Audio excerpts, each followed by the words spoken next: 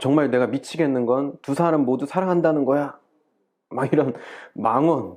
저도 이제 그 말을 듣고 너무나 이제 충격을 받긴 했는데요.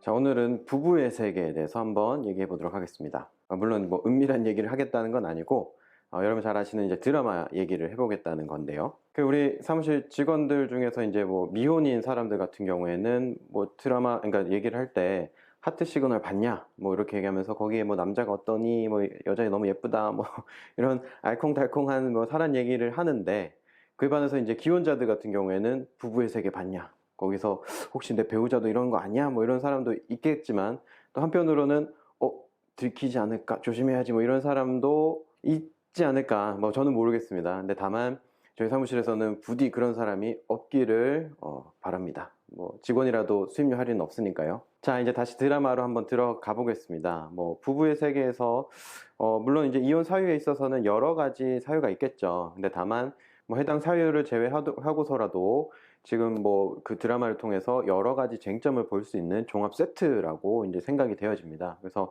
뭐 쟁점을 한번 살펴본다면 배우자의 그런 부정한 행위, 그 다음에 상간녀, 그리고 증거 수집과 관련해서 그럼 뭐 변호사 상담이라든지 아니면 뭐 재산 분할, 뭐 친권 양육권 뭐 등등의 여러 가지 내용들을 포함하고 있어서 각각의 부분에 대해서 한번 좀 살펴보도록 하겠습니다. 자, 먼저 볼 부분은 이제 상간녀에 대한 부분인데요. 자, 이제 나의 남편이 매일 저녁 그런 상간녀를 만나러 가고 또 여행도 가고 성관계도 가지고 심지어는 임신도 했죠. 그 2년 동안 이어진 관계를 알게 된 아내 입장에서는 굉장한 충격을 받을 수밖에 없겠죠. 그래서 뭐 그런 분노와 배신감은 뭐 이루 말할 수도 없을 텐데, 물론 이제 그 상간녀를 상대로 지금 뭐 형사적인 조치는 할 수 없습니다. 다만 이제 우리가 고려해 볼 수 있는 부분은 위자료 청구에 대한 부분인데, 뭐 이제 이혼을 하지 않더라도 위자료 청구가 가능함은 뭐 저희가 말씀드린 바 있죠. 그래서 민사법원에 위자료 청구를 하는 형태로 진행을 할 수가 있겠고, 만에 하나 내가 이혼을 하면서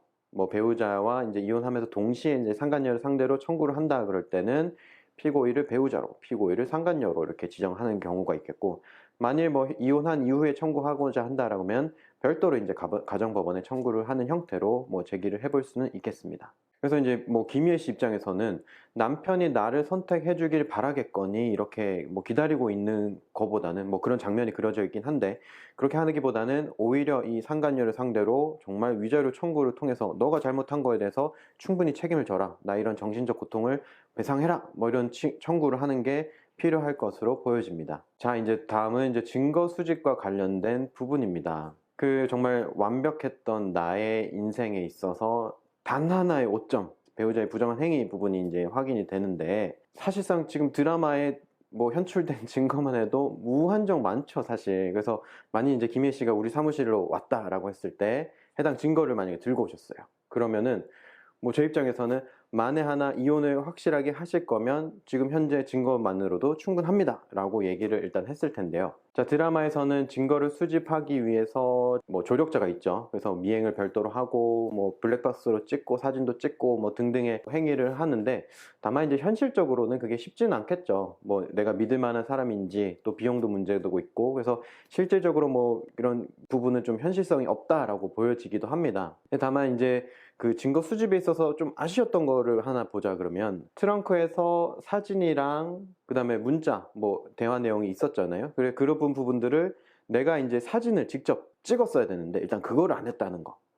그리고 장례식장에서도 둘이 이제 키스하는 그 장면을 영상으로든 사진으로든 촬영을 해놨어야 되는데 그거를 안 했다라는 거는 조금 아쉬운 부분이긴 한데, 그게 없더라도 사실상 지금 나의 주변 사람들은 모두 이 내용을 알고 있어서 이제 진술을 해줄 수가 있고, 임신한 사실 뭐 확인이 됐잖아요. 그러니까 그런 부분들을 뭐 제출이 가능하고, 심지어 지금 상간녀 입장에서는 본인이 스스로 유부남을 알고 만난 사실, 그리고 성관계라든지 교제 행위, 뭐 수년간에 이제 이어져온 이런 행위에 대해서 모두 언급을 했기 때문에 사실 뭐 증거 수집 부분에 있어서는 뭐 지금 뭐 현재로서도 뭐 충분한 형태라고 보여지긴 합니다. 뭐 의뢰인분들 중에 이제 주로 부정한 행위를 인지하게 된 경우가 아무래도 휴대전화를 통해서 확인되는 경우가 많고, 그 다음으로는 이제 블랙박스 영상을 보던 중에 확인하는 방법, 뭐 아니면은 뭐 이제 카드 결제 내용이라든지 SNS 통해서 확인하는 방법들이 있긴 한데, 어쨌든 뭐 드라마 같이 좀 무리해서 할 필요는 없이 가능한 범위 수준에서 이제 진행하는 것이 좀 필요하겠습니다. 자, 다음은 이제 변호사 상담에 대해서 한번 보도록 하겠습니다. 그럼 뭐 형사나 민사 사건 같은 경우에는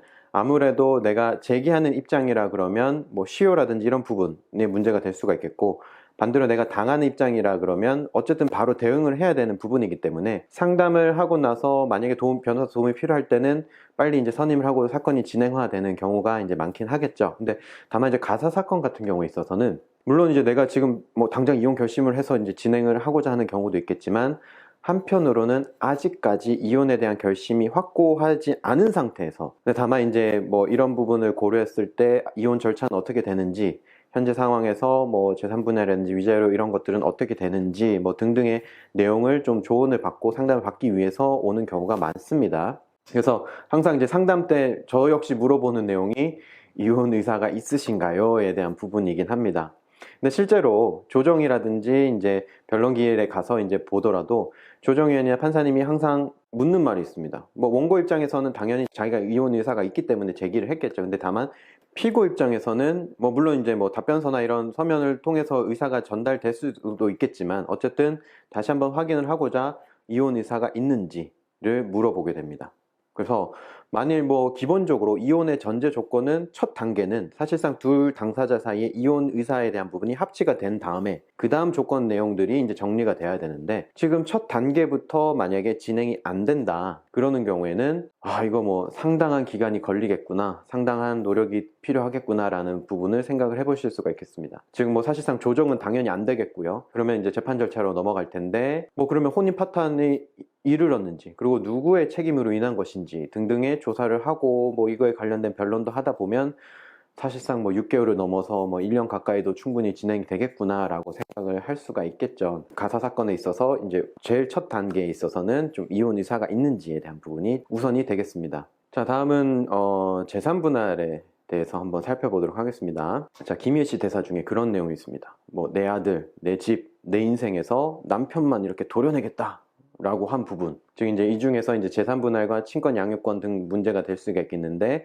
그 전에 재산분할에 대해서 먼저 좀 살펴보도록 하겠습니다. 자, 김희애 씨는 뭐 부원장으로 뭐 안정된 직장, 그리고 또 뭐 돈도 많이 버는 걸로 그려지고 하는 반면에, 남편 같은 경우에는 뭐 사실상 지금 뭐 이제 엔터테인먼트 영화 감독도 하고 연예대상 사업을 하는데 좀 잘 안 되는 걸로 보여지긴 하죠. 그래서 생활비도 지급도 못하고 이렇게 하다 보니 아무래도 만약에 이혼을 가서 재산분할을 한다라고 봤을 때 대부분의 기여 자체가 사실상 아내에 있다 보니까 뭐 상당 부분 아내 쪽에 유리하게 재산분할이 되겠죠.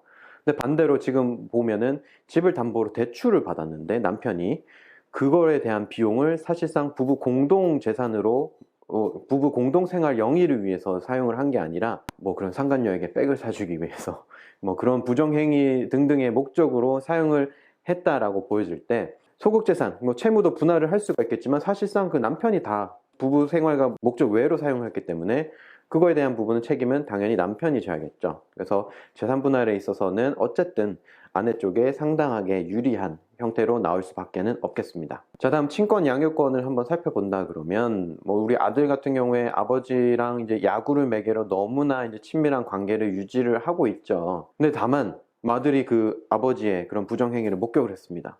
그 이후에 정말 아빠에 대한 배신감도 있을 거고, 혹시나 이제 부모님이 이혼을 하지 않을까 이런 걱정도 이제 하고 있는 상태인데, 물론 이제 실질적으로 뭐 친권 양육권자를 지정할 때 그 아들의 나이를 고려했을 때는 뭐 물론 그 의사가 정말 중요하겠습니다. 그래서 누구랑 같이 살지에 대한 부분 의사 확인을 뭐 반드시 할 거고, 그게 좀 중요한 부분이긴 한데, 다만 현재로서 그려지는 내용을 본다 그러면 희애 씨가 정말 뭐 식사나 이런 것도 잘 챙겨주고 돈도 잘 벌어오고 아들에게 대하는 태도라든지 이런 것들 고려했을 때는 현재 상황에 있어서는 엄마 쪽에 더 지정될 가능성이 크다라고 보여지는 것도 사실이겠습니다. 자, 여러분은 김희애 씨가 과연 이혼을 해야 된다라고 생각을 하시나요? 물론 이제 극 중에서 남편이 그런 말을 하죠. 정말 내가 미치겠는 건 두 사람 모두 사랑한다는 거야. 막 이런 망언. 저도 이제 그 말을 듣고 너무나 이제 충격을 받긴 했는데요. 중요한 거는 남편의 태도 변화가 어떻게 할지에 대한 부분이겠습니다. 그래서 만약에 이제 태도에 따라서 충분히 이제 이혼을 결심을 하거나 아니면 다시 한번 용서를 하고 돌아설 수도 있겠는데, 실제로 이제 의뢰인 중에서 이제 배우자의 그런 부정 행위를 목격하고 나서 상담을 받고 뭐 이혼에 대한 부분 고민을 했던 분인데, 다만 이제 이후에 이를 용서를 하고 지금 수년째 정말 행복하게 잘 살고 있는 그런 모습을 봤을 때는 이게 꼭 이혼만이 답은 아니다라는 것을 뭐 충분히 느낄 수가 있었습니다. 뭐 결론적으로는 작가님의 결정에 따라야겠죠. 그래서 과연 이제 김희애 씨가 이혼을 할지 아니면 다시 행복하게 잘 살 수 있을지에 대해서는 한번 같이 지켜보시죠.